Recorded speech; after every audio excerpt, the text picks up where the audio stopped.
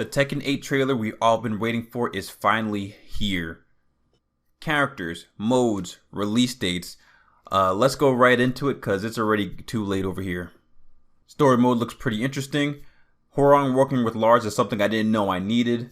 Raven with a callback to his iconic Tekken 5 intros. They showed off the reveals for Dragunov, Shaheen, Steve, Leo, Yoshimitsu. All of the designs look great. I wasn't exactly begging for Shaheen's return, but he's fine with me.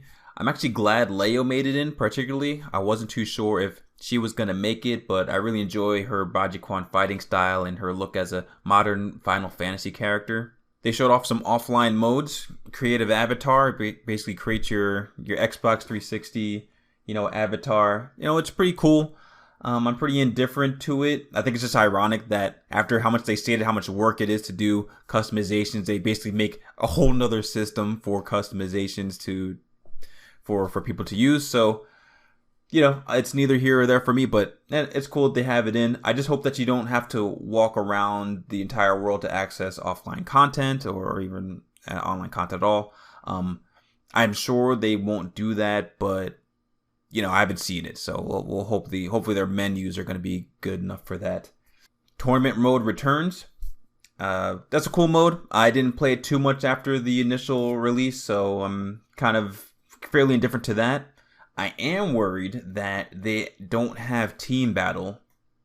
I think it'd be a shame if they didn't have team battle, because I feel like with the infrastructure they put in for tournament mode, they having a bunch of people in the lobby and have matches progress based off the results of the previous match, that they should be able to implement a team battle system in this way. And a little concerned they didn't show that off first and foremost. I would definitely advertise that over tournament mode, but we haven't seen anything. I think there's going to be a mode trailer coming on later, so we'll see. Finally, Kazuya's sneaker collection, low-key biggest reveal in the trailer. Alternate costumes, customization is back. I wonder how crazy you can get with these items. I'm pretty much a purist myself, but I think, let people have their fun. So good to have those customizations back in. The ultimate costumes look good. Raven alternate looks sick as hell. I'm super glad that that's in. Kuma has the best redesign of in Tekken 8, so another cool reveal as well.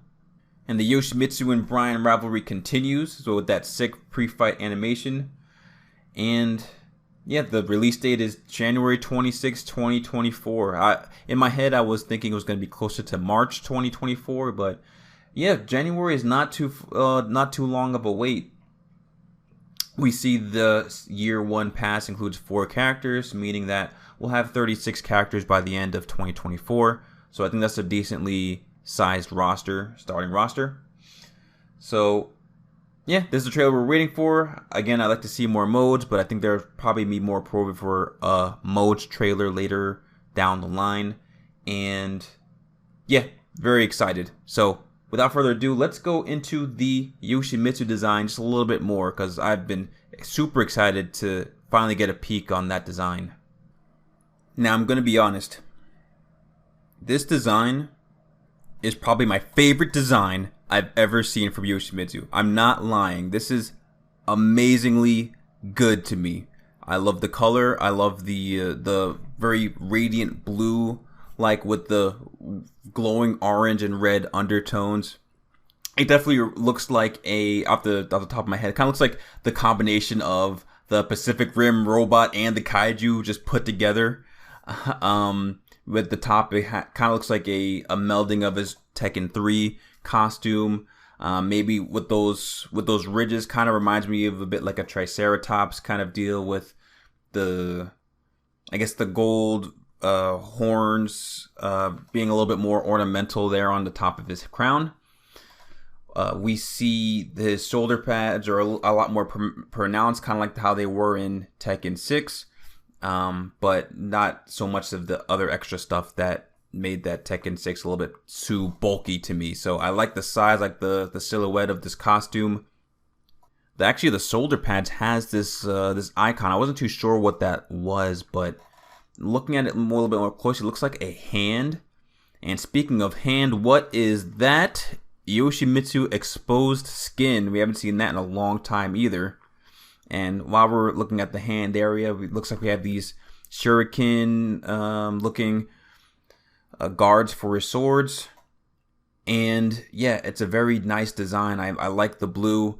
The scarf is very new. I guess playing into this ninja part of the mechanized space ninja, you know, we have these ninja scarves. I don't recall Yoshimitsu actually ever having a scarf before, so you know, him having a red scarf, I think that's along with Raven having a red scarf is very interesting. But regardless, I think it suits him pretty well. A few months back, I actually made a video for documenting Yoshimitsu's design over the years and try to make a prediction what it would be for Tekken 8. And this is actually not too far off from what we were looking at, right? I think we were seeing that it was probably going to be something towards this size and features when it comes to having his alien aesthetic, keeping with the samurai elements, again with the bottom half, keeping very much in line with his previous designs, as well as his top half with the skeletal rib cage layered to his chest region, and again the full mask. But again with that red glow, I think that glow in the mouth is really what sells it for me. He's had glowing eyes before. You don't see his pupils, but having the mouth glow as well as the eyes glow, keeping along with the different internal parts of his armor, just makes it just really cool look. I'm so excited for this design.